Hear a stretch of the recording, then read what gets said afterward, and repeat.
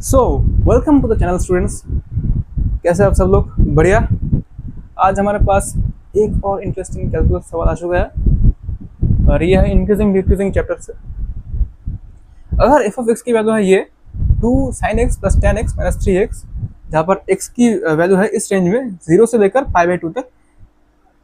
ध्यान रखें ये ओपन इंटरवल है, यानी x 0 और π/2 दोनों को टच नहीं करने वाला,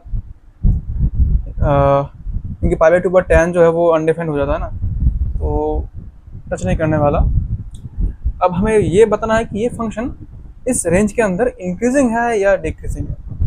सिंपल है, give it go on your self in 3 2 1। कर लिया कोशिश?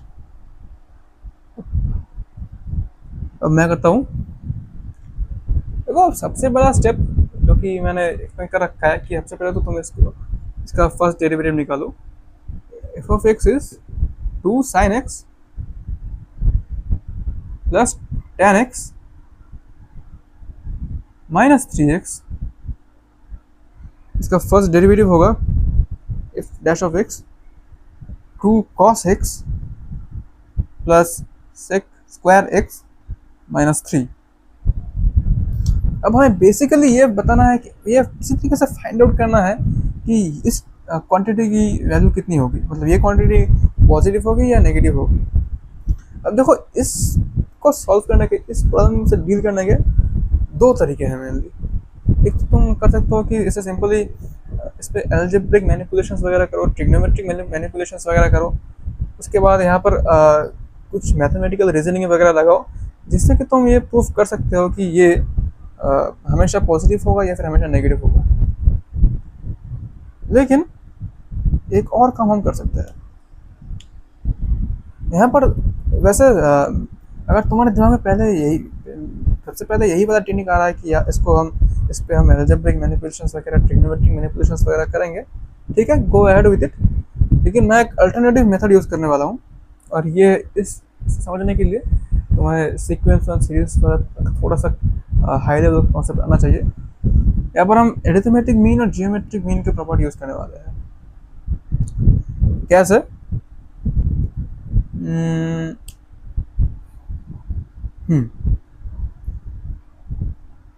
एक काम करते हैं, हम इसके ऐसे लिख सकते हैं,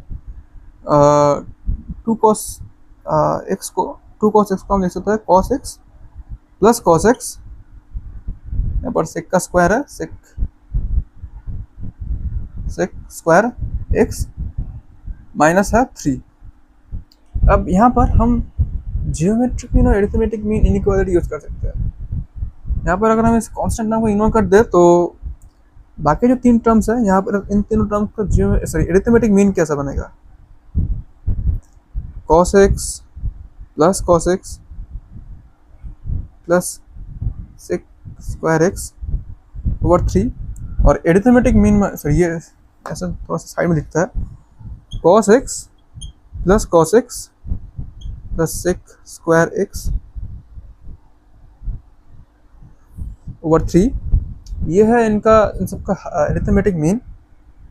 और जियोमेट्रिक मीन मतलब, अगर तुम्हें नहीं पता है, एरिथमेटिक मीन मतलब सिंपल एवरेज निकालना है इन तीनों का, और एरिथमेटिक मीन मतलब है इन तीनों का प्रोडक्ट, मतलब जितने भी नंबर्स हैं उन सबका प्रोडक्ट, और जितने नंबर ऑफ टर्म्स हमारे पास है, जितने नंबर ऑफ नंबर्स हमारे पास है, वो वाला रूट। इन तीनों का प्रोडक्ट यानी cos x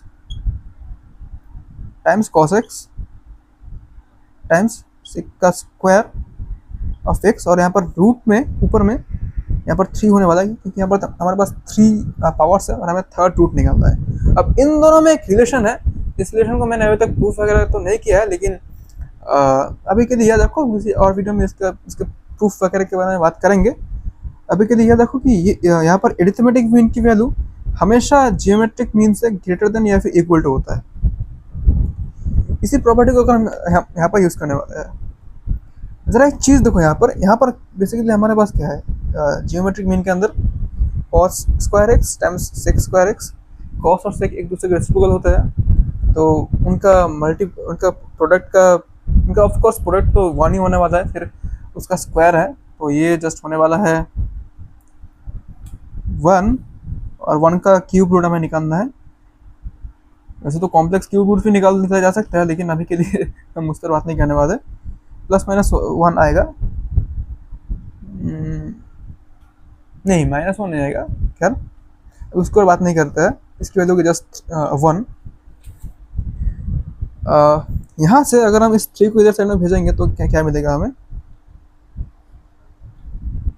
इन दोनों का सम इज ग्रेटर देन और इक्वल टू 3। अब अगर यहाँ से आगे बढ़ा तो हम जस्ट इसको, इन दोनों कॉस को ऐड कर सकते हैं, यानी हमें ये बन जाएगा 2 cos x, यहाँ पर कॉक्स लिखा है मैंने यार, कॉक लिख रहा हूँ फिर से मैं, cos x, यहाँ पर नीचे भी मैंने cos लिखा है, क्या हो रहा है मुझे, cos x प्लस sec का square of x is greater than और इक्वल टू 3। अब यहाँ से एक और चीज़ हमें देखनी है। देखो अब तुम सोच सकते हो कि शायद से इस 3 को दस में ले जाए, इससे ये 2 cos x plus sec square x -3 इसकी वैल्यू होगी ग्रेटर देन इक्वल टू 0, यानी वो ये फंक्शन मोनोटोनिकली इंक्रीजिंग है। लेकिन यहाँ पर एक चीज़ को हम भूल जा रहे हैं। अच्छा, यहाँ पर इस फंक्शन की 2 cos x plus sec square x इसकी वैल्यू 3 कब होने वाली है? देखो cos की मैक्सिमम वैल्यू है 1 और sec की मैक्सिमम वैल्यू तो बहुत ज़्यादा है। खैर अगर हमें इन दोनों का सम को वो 3 करना है तो cos की वैल्यू चाहिए 1 और sec की वैल्यू भी चाहिए 1। ये cos की वैल्यू अगर हम 1 पुट इन करें तो यहाँ पर उसके साथ 2 मल्टीप्लाई हो रहा है, ये 2 बन जाएगा और ये अगर 1 हुआ तो ये दोनों मिलकर 3 बन जाएंगे। यही एक सिचुएशन है ना यहाँ पर। और अगर कोई सिचुएशन तुम ढूंढने की कोशिश करोगे जहाँ पर इन दोनों का सम 1 बन रहा है, सॉरी 3 बन रहा है, तो तुम्हें मिलेगा नहीं, क्योंकि यहाँ पर दोनों के अंदर ही x है। एक ही ऐसा पॉइंट यहाँ पर होगा जब x इक्वल्स 0 पर ही एक ऐसा पॉइंट होगा जब इसकी वैल्यू होगी 2 times cos 0 that is 1 plus sec x का होल स्क्वायर, sec प्लस हो रहा है यहाँ पर sec x का होल स्क्वायर। sec 0 की वैल्यू कितनी है, cos 0 की रेसिप्रोकल cos 0 की वैल्यू होती है 1, उसका रेसिप्रोकल यानी 1 का रेसिप्रोकल कितना होता है, 1 ही होता है, उसका स्क्वायर यानी जस्ट 1, और फिर ये बन जाएगा 3। इसके अलावा कोई भी ऐसा पॉइंट है ही नहीं एटलीस्ट इस पर्टिकुलर रेंज में 0 से लेकर π/2 तक जहाँ पर ये 3 की इक्वल हो। लेकिन प्रॉब्लम ये है कि हमारे पास जो डोमेन है उसमें तो 0 इंक्लूडेड ही नहीं है, यानी इस पर्टिकुलर डोमेन में हमें 0 वगैरह के लिए टेंशन लेने की ज़रूरत ही नहीं है। हम 0 से बड़े वैल्यूज के लेकर ही बात करेंगे। देखो अगर वैल्यू 0 से बड़ी हुई तो कॉस की वैल्यू तो डिक्रीज करेगी, लेकिन यहाँ पर देखो कॉस की वैल्यू लीनियरली डिक्रीज करेगी, क्योंकि यहाँ पर कॉस का पावर 1 है, लेकिन कॉस का तो रेसिप्रोकल है यानी सेक उसके पावर में 2 है, यानी इसकी वैल्यू इंक्रीज तो करेगी, जैसे एक्स की वैल्यू इंक्रीज करने वाली है वैसे कॉस की वैल्यू डिक्रीज करेगी और सेक की वैल्यू इंक्रीज करेगी। लेकिन दोनों के इंक्रीमेंट और डिक्रीमेंट में डिफरेंस होने वाला है, क्योंकि इसके पास एक कोएफिशिएंट जरूर है, इसके पास इसका कोएफिशिएंट 1 है, इसका कोएफिशिएंट 2 है, लेकिन ये फिर भी लीनियरली डिक्रीज करेगा और ये करेगा एक्सपोनेंशियली इंक्रीज करेगा, क्योंकि यहाँ पर ये 1 डिग्री टर्म है, ये 2 डिग्री टर्म है, ठीक है। इसी वजह से हम जैसे जैसे वैल्यूज को आगे बढ़ते जाएंगे x की, वैसे वैसे इस टर्म की वैल्यू बढ़ती जाएगी, यानी सिर्फ 0 पर ही ये 3 की इक्वल आ रहा है, उसके बाद हमेशा के लिए ये 3 से बड़ा ही आ रहा है जब तक ये π/2 तक पहुँच नहीं जाता। π/2 के पहुँचने पर सेक अनडिफाइंड बन जाता है। खैर ये सब हट गया, यानी सिंस हमें 0 के लेकर टेंशन लेने की ज़रूरत है नहीं, तो हम यहाँ पर कह सकते हैं कि this expression 2 cos x plus sec square x इसकी वैल्यू इस पर्टिकुलर रेंज में 0 से ज़्यादा और π/2 से कम इस डोमेन में गना बी ग्रेटर देन 3, ठीक है। अब इसी को अगर हम नेक्स्ट लाइन में लेकर आए तो देखो 2 cos x अब तो सिंपल हो चुका है प्लस sec का square of x is greater than 3 माने -3 दैट इज ग्रेटर देन 0, और ये हो गया हमारा प्रूफ। यानी तो प्रूफ नहीं था, ये सवाल ही सॉल्व करने को गए थे, यानी f of x is increasing for all X, यहाँ पर एक्चुअली लिखना चाहिए स्ट्रिक्टली इंक्रीजिंग, ये स्ट्रिक्टली ग्रेटर देन 0 आ रहा है ना, strictly increasing for all X belongs to open interval 0 open interval pi over 2, sir pi by 2 open interval. ठीक है, अब तुम लोग शायद से पूछोगे सर ये तो काइंड ऑफ मेमोराइजेशन वाला काम हो गया, हमें कैसे पता होगा कि हमें यहाँ पर जेएम जीएम वाला इनइक्वालिटी यूज़ करना है।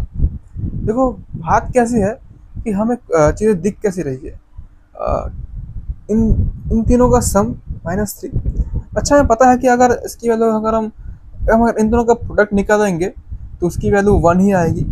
इसी चीज़ को अगर तुम देखोगे ना, इसी चीज़ को अगर तुम देखोगे तो तुम्हारे दिमाग में ये चीज़ इमीडिएटली हिट करनी चाहिए कि अगर हम इन दोनों का प्रोडक्ट निकालेंगे तो वो 1 के इक्वल आएगा, और अगर हम इन तीनों का मीन निकालेंगे तो इन दोनों का मीन बाय 3 होगा, और फिर क्योंकि इसका इन दोनों का प्रोडक्ट 1 होने वाला है तो उसका क्यूब रूट वो भी 1 होने वाला है। तो ऐसे में चीज़ें आसानी से सॉल्व की जा सकती है। यही चीज़ तुम्हारे दिमाग में इमीडिएटली हिट होनी चाहिए। अगर हिट हो रही है तो तभी तुम एक ट्रू मैथमेटिशियन बन पाओगे। मैं कॉम्पिटिटिव एग्जाम क्रैक करने के बारे में बात नहीं कर रहा, मैं बात कर रहा हूँ एक प्योर मैथमेटिशियन के तरह से सोचने की। खैर आज के लिए इतना ही। Hope you like this video. अगर तुम्हें समझने में कुछ भी दिक्कत आ रही है तो as always you can ask me in the comment section about that. तब तक के लिए keep learning and stay tuned.